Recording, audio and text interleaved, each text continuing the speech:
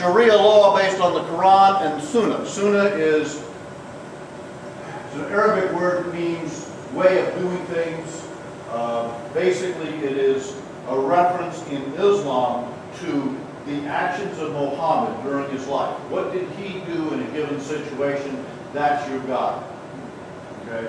And so, not only does the Quran dictate their beliefs, but the actions that Muhammad took are the backup to the Quran. Muhammad actually could not read or write. He was illiterate. Everything that's written in the Quran, he dictated to his inner circle, and they wrote it down, and that's what became the Quran. Key here is these laws as passed down by God that should be applied to all parts of life, including the organization of the government and handling of everyday problems. That is the basis of all of the radical Islamist thinking. Now, under Islam, you will quite often hear people say, well, during the golden age of Islam, Christians and Jews lived in different places and they were free to practice their religion. That is true. What they're not telling you is that if you were not a Muslim, you were required to pay a 5% tax to the caliphate for protection. Oh, Chicago.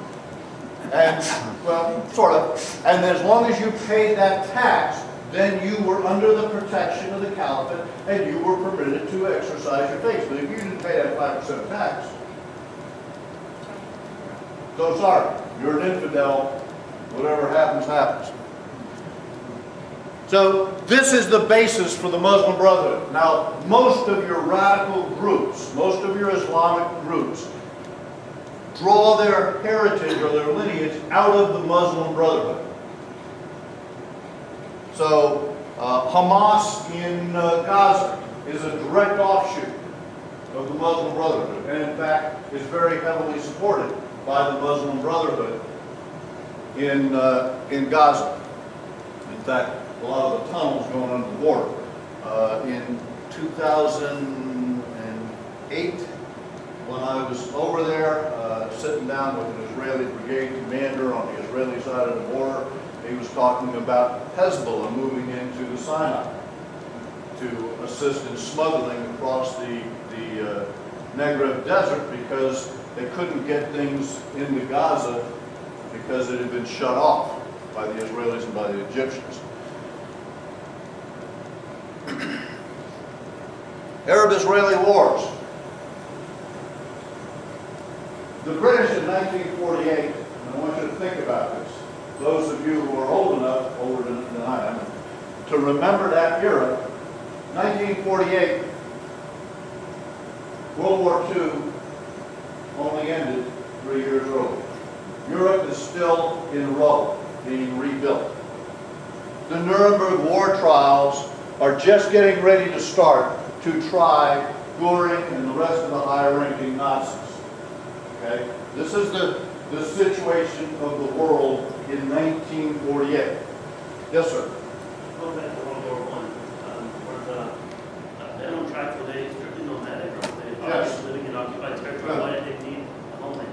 Well, they wanted a homeland. Again, realize the evolution of the world. The Bedouins are exposed to the modern world, especially some of them. They've been exposed and under Turkish rule for 500 years. They don't want to live under the Turks anymore. They want to live under themselves.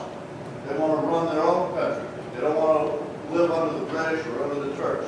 So that's the basis for that desire and that promise. The British were smart, though. They wouldn't give them artillery. They gave them all kinds of other arms. But the British commander in that theater would not give them artillery because he said, once you give an army artillery, it becomes an army. That's right. The Arab-Israeli wars are not the cause of radical Islam. It is a rally call because it is a thorn in the ego of almost all Arabs.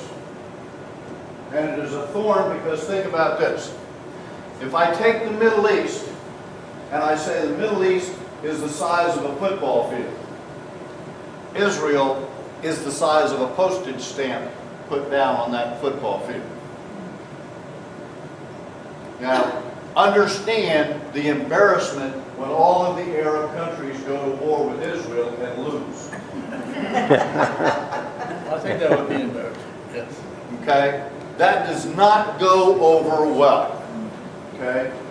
And so consequently, you will hear that used all the time because it incites in the Arab world a sense of embarrassment, a sense of disgrace, etc. Okay? So don't let that be key, because I'll tell you what, I've had many discussions with Lebanese friends when I was in Lebanon teaching at the Lebanese Army Staff College last year, and we went, why are you complaining about how the Israelis treat the Palestinians? You guys have them locked up in camps and they can't get out. And not only can they not get out, but they can never get Lebanese citizenship, even though 90% of them were born in Lebanon since 1948. And oh, by the way, they can't get a work permit. So what do they do? They live in squalid camps that are nests for radical recruitment. And the Lebanese in 2008 had to go in and clean out one of the camps and literally fought a big battle against insurgents in one of the Palestinian camps. And the Lebanese will admit that's probably the next thing they're going to have to do is fight in other camps. So when you hear the Arabs complain about how Israel treats the Palestinians, the easiest thing to do is go, what about you guys? How much do you like the Palestinians? So understand the impact of it. Now what I want you to think about is this. Just like in so many other countries, the majority of the population in most of these Arab countries is under 30 or 35 years old. Okay? Little hot-headed. Well, no, here's what you have to really start to understand. Very few job opportunities. If your family is not connected, you're not getting a job. You can go to school, you can get a college education, but you're not going to earn more than $200, $300 a month. Period. And that's all you face. And there is no way out. Yes, sir. In Saudi Arabia, when I was there, the average birth rate of a woman was, they had 7 children. Yeah. So that was just the average. Yeah. What about the other countries? Is it the same? And to a greater or lesser degree, you will find in the rural areas that's very common. You will find in the more metropolitan areas. So for example, in Lebanon, if I go down into the Bekaa Valley or down into South Lebanon, south of the Litani River, that's probably a pretty good statistic. But if I'm in Beirut, probably not, because they're more metropolitan and they've sort of gotten away from many of the traditional concepts. That doesn't mean they've gotten away from all of them. But yes, in most areas of the Middle East and North Africa, children, that's the job of women, to produce children. Well, I don't think it's a job of man. Right. Not going to go there. Okay, so understand the impact of the Arab-Israeli wars. It is not the deciding factor. But at any time they bring that up, it touches a vein in most of the Arab countries. Okay, it touches an emotional vein that produces a feeling. Okay, we're going to shift gears a little bit. And we're going to shift gears because we're going to talk about why what is happening has happened and what you're looking at. Radical Islam leads to insurgencies. It leads to insurgencies because, except for Saudi Arabia and Iran, and to a lesser degree Kuwait and some of the other countries, most of these countries are not Islamic theocracies. Now, I want to make a little distinction here for you so you understand the term. We have Sunni and Shia groups in Islam. There are also half a dozen or more other smaller groups, but the two basic groups are the Shia and the Sunni. And here's where that comes from. And we could debate, I mean, we could spend a week in a course just discussing all this, so you're getting the drive-by shooting version of this.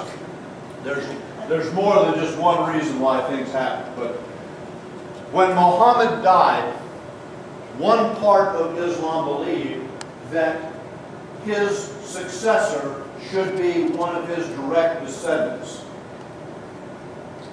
Those are the Shia. A larger group said no, the council should elect the successor to Muhammad. They're the Sunni. Now there are some other differences, but that's where the split really started. Right after the death of Muhammad.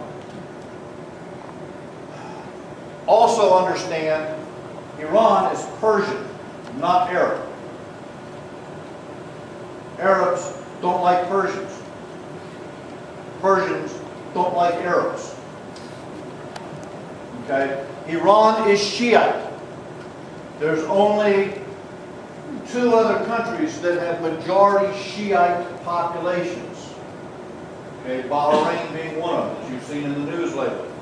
Most of the Arab countries, most of the Islamic countries, the majority are Sunni Islam. Okay? We need to understand that, and all of you do understand this, you just don't always think about it. 15th of April is what to Americans? Tax day. Yeah. How many of you enjoy doing your income tax? I don't do it, she does. You know what I'm saying? How many people enjoy writing the check to the government or seeing how much money the government is getting? Okay? So you have a grievance, right? Any group can have a grievance. It takes a grievance, it takes something that you're not happy with, or you're never going to have an insurgency. So, we got prerequisites. In order to have an insurgency, there are certain things that have to exist, or you're not going to have an insurgency. You're just going to have a whole lot of people who go home upset at the end of the day. And we've done that for years. And we're going to talk about root causes briefly. First basic need of an insurgent is an attractive cause. With a cause, the insurgent has a formidable asset that he can progressively transform into concrete strength. Key idea. I've got a grievance, I've got a population with an issue. Now, as an insurgent, I turn that into a concrete strength, action. The best causes for the insurgent's purpose is the one that attracts the largest number of people. Okay? That appeal to the largest number of people. Prerequisites. Vulnerable population. That's people with a grievance. Doesn't mean the grievance is true. They just have to believe it's true. I could be black and complain about racial prejudice in the United States. It may not be true, but that doesn't matter. If I believe it's true, to me it's a fact. Okay? But I want you to understand, you cannot, when you look at grievances people raise, you cannot look at them and make a judgment as to whether or not that's valid and just say, well, that's a bunch of garbage, whatever, go on. When you start talking about insurgencies and you start talking about movements getting together, whether it's real, whether it's a fact, is completely irrelevant. What is relevant is, do they believe it? Because if they believe it, they will act on it. Real or perceived, based on actual situations. The next thing you have to have is leadership. Without leadership to provide a direction for those people who are pissed off